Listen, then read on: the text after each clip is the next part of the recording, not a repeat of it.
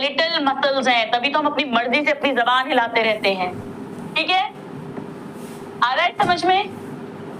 मजे आ रहे हैं? और ये क्यों होता है? क्योंकि हमारी मसल्स कॉन्ट्रैक्ट रिलैक्स करती है, उनमें स्पेशल प्रॉपर्टी है कॉन्ट्रैक्टिलिटी की, due to contractile property of muscles. ये मूवमेंट्स क्यों हो रहे हैं? Due to contractile property of muscles.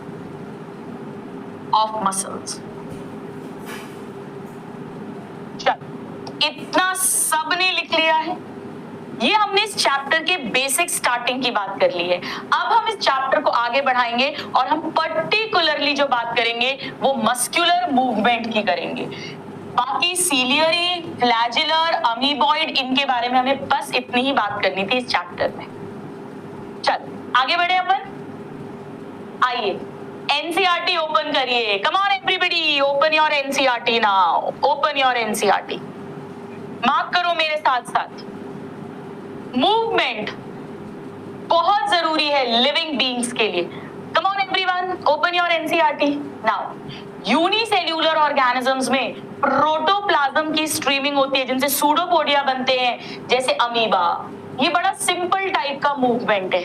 इसके अलावा सीलिया के थ्रू मूवमेंट होता है, फ्लैजिला के थ्रू मूवमेंट होता है, टेंटिकल्स के थ्रू हाइड्रा में मूवमेंट होता है। ह्यूमन बीइंग्स जो है वो लिम्स, जॉज, आईलेट, टंग सब कुछ मूव कर सकते हैं। ऐसा मूवमेंट जिससे प्लेस या लोकेशन बदल जाए, वॉलेंटरी है हमारी मर्जी से, उसे लोकोमोशन कहते हैं। लोकोमोशन में क्या क्या आ जाएगा? चलना, दौड़ना, क्लाइंब करना, उड़ना, स्विमिंग करना, इन सब में लोकोमोशन हो रहा है। Walking, running, flying, swimming, climbing, इन सब में हो रहा है।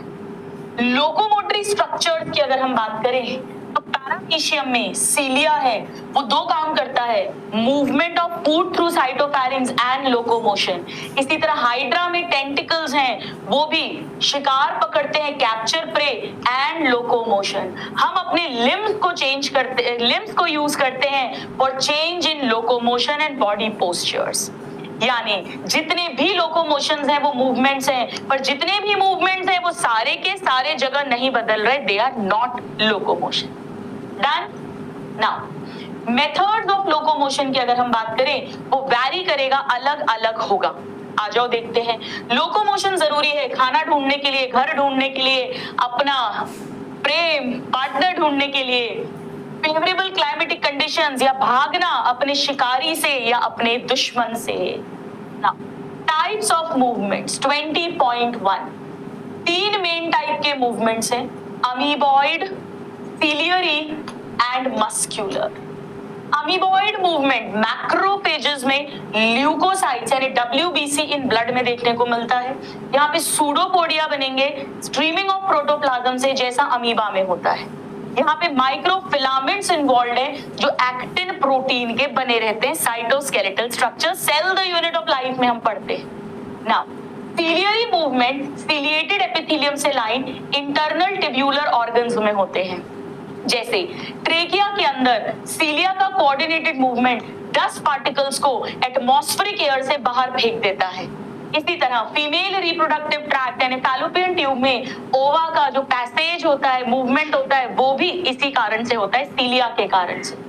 ना हमारे जो लिम्स, जॉज, टंग सब कुछ मूव कर रहे हैं वो मस्कुलर मूवमेंट के कारण कर रहे हैं। और ये क्यों हो रहा है? क्योंकि हमारी मसल्स के पास एक स्पेशल प्रॉपर्टी है, कॉन्ट्रैक्टाइल प्रॉपर्टी। इस मस्कुलर मूवमेंट के लिए अभी मैं बताऊंगी हमारा muscles plus bones and cartilage, skeletal system and nervous system, इन सब का कोऑर्डिनेशन होगा। कैसे? अभी हम देखेंगे। तो कोऑर्डिनेटेड एक्टिविटी होगी। आ जाओ यहाँ पे नोट करते हैं, कोऑर्डिनेटेड एक्टिविटी रजिस्टर में मेरे साथ नोट करिए। कोऑर्डिनेटेड एक्टिविटी ऑफ, अकेली मसल मूव नहीं करती, मसल किसके साथ जुड़ी हुई है? हड्डियों के साथ। तभी तो इस चैप्टर में हम वो भी पढ़ेंगे। और इन सबको कमांड आएगा नर्वस सिस्टम से, यानी न्यूरल सिस्टम। इन सब के बीच में कोऑर्डिनेशन होगा, तब जाकर हमारे मूवमेंट्स होंगे, मसल्स के मूवमेंट्स होंगे। ठीक है, जल्दी से लिख लीजिए। एक एक वर्ड एनसीईआरटी का बता रही हूं आपको। एक चीज और लिख लो यहाँ पे, लोकोमोशन के एग्जाम्पल्स लिख लो। जगह कब कब बदलती है, जब हम चलकर जाते हैं, कहीं दौड़ के जाते हैं, क्लाइंब कर रहे हैं एक जगह से दूसरी जगह, क्लाइंबिंग, फ्लाई कर रहा है कोई, उड़ के जा रहा है, या स्विमिंग कर रहे हैं। ये सारे लोकोमोशन के मूवमेंट्स है, लोकोमोटरी मूवमेंट्स है। सब लोग लिख लीजिए, ठीक है? हो गया क्लियर? कुंदन, एटीट्यूड बॉय, ज्ञानोजू, good afternoon, Archana, Vrinda, study my way, Ritam Ghosh, ठीक है? यस, क्यों नहीं पॉसिबल है फुल मार्क्स? पर आप लोग ऐसे सोच के मत पढ़ा करो मुझे 360 लाने हैं। आप अपना सब्जेक्ट स्ट्रॉन्ग करो, उस चैप्टर की अंडरस्टैंडिंग करो। मार्क्स अपने आप आएंगे जब सब्जेक्ट में इंटरेस्ट आएगा, जब हम उसे पढ़ेंगे, समझेंगे, लर्न करेंगे, क्वेश्चंस करेंगे, क्यों नहीं मार्क्स आएंगे? ठीक है, चल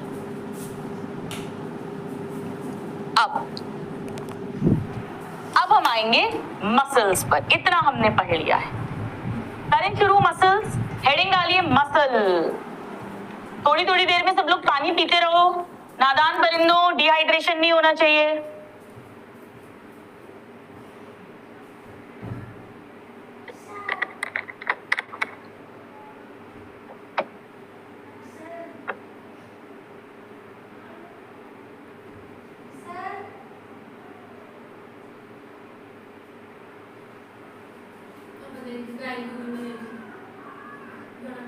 चलो आइए, मसल।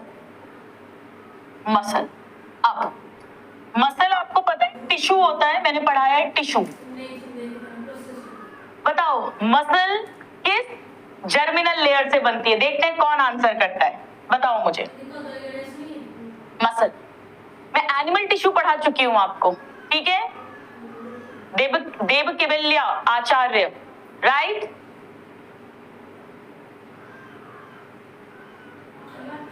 यस, क्या बात है, mesoderm, very good.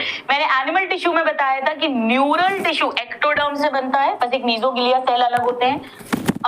Muscle tissue mesoderm से बनता है, कनेक्टिव टिश्यू भी मीजोडर्म से बनता है, और एपिथेलियल टिश्यू तीनों जर्म लेयर से बनता है, मीजोडर्म, एक्टोडर्म, एंडोडर्म। तो फर्स्ट पॉइंट हो गया इसमें, डिराइव्ड फ्रॉम,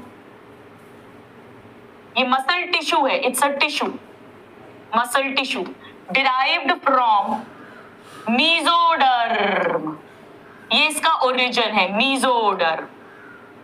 नाउ मसल जो है हमारे बॉडी का 40 से 50% वेट इसी का है। मतलब अगर कोई 70 kg का आदमी है, अडल्ट आदमी या औरत, तो उसमें से करीब 30-35 kg मसल्स का वेट होगा। So constitute 40 to 50% of body wait.